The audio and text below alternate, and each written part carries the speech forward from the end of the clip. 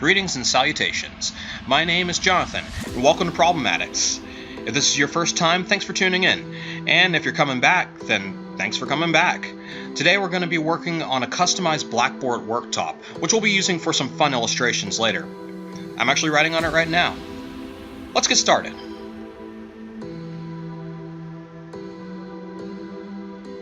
This all starts with a few markings on a really big piece of plywood. I was trying to be exact to mark out the trenches that were on my pre-existing work table. This is customized for a Keter fold-out work table, but you can use just about any one so long as you're careful about where the edges are. Of course, as you can see here, the trenches didn't work out too well. I tried to shove some screws in there to make it hold still, but it just didn't fit together. So I skipped ahead and just cut off the excess I wouldn't be using to make sure that the wood wouldn't split when I put anything on the end.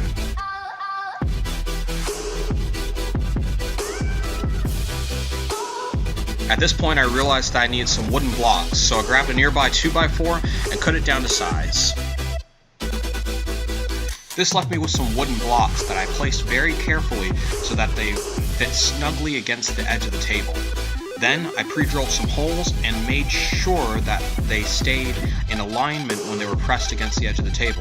With some careful nudging, I was able to make sure that everything was where it needed to be before I began screwing.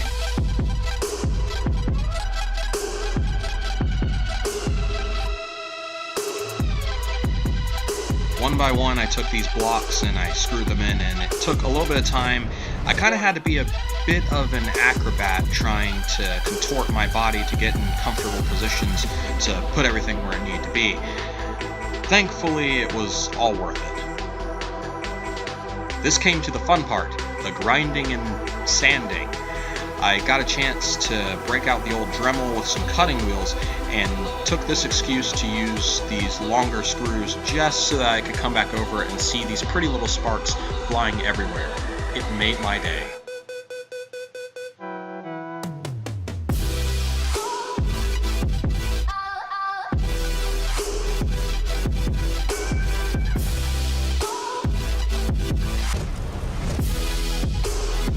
Once the grinding was done, I realized that those edges were kind of sharp, and knowing my klutzy self, I decided to go ahead and sand them down before I punctured my liver, spleen, gallbladder, or any other vital organ.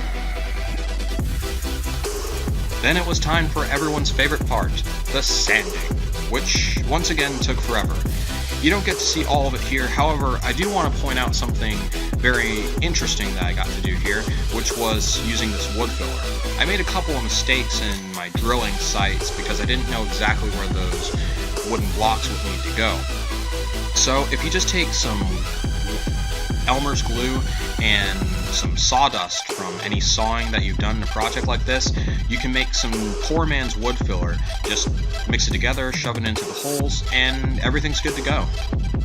Run over it again with some rough and fine sanding, and it preps this whole little project for a good coat of blackboard paint. Warning. Takes a little bit to spray the paint on and let it dry, but once that's done, then everything's basically good to go. As promised, it is now time for my favorite part of this entire endeavor, the geek out moment. But before we get started, a quick warning. Let this following explanation not be a definitive end-all answer for the following questions. The explanation is based off of cursory research from sources that seem reliable at first glance. All the conjectures are subject to reasonable dispute and should be pursued on an individual basis for confirmation purposes. In spite of our limitations, we share this information based on the best of our ability to understand and believe it to be true, so please alert us to any misinformation at therealproblemaddict@gmail.com so that we can post edits and retractions as necessary. Thanks, and enjoy.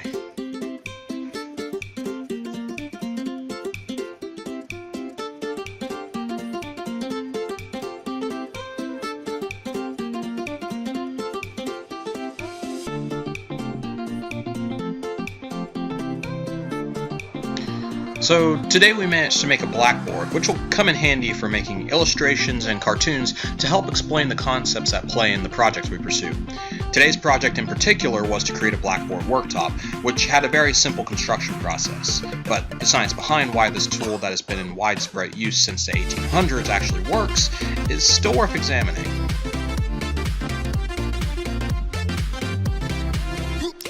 First, we should consider what chalk actually is, and why it can be used as an effective writing utensil.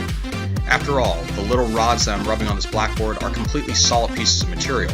They don't appear very special at first, but upon closer inspection, they're very brittle and break easily.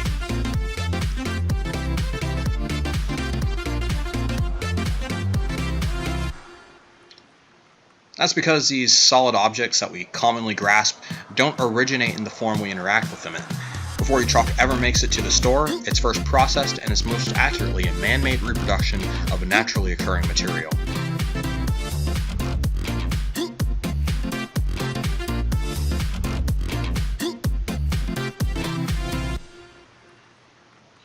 Functionally speaking, it's important to note that the board that we write on is smooth, which is the reason that we've coated it in very particular paint.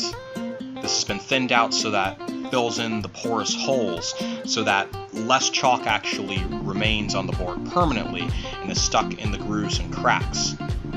What holds the chalk that we want to stay up there is friction, and that creates the drawings that stay and then can be removed as desired.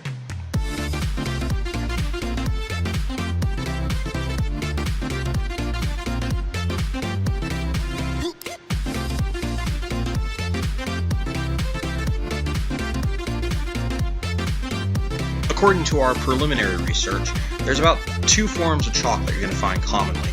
There's calcium carbonate, CaCO3, which is a powdery substance that forms when the calcium that's in ocean water and the oxygen in the air react when the water washes up on mountains, rocks, and crags in coastal areas, and the sun evaporates it, leaving behind this white, powdery substance that, of course, is naturally occurring chalk. The other kind of chalk that we're familiar with is what I'm actually using on this board. This is made of CaSO4, a man-made substance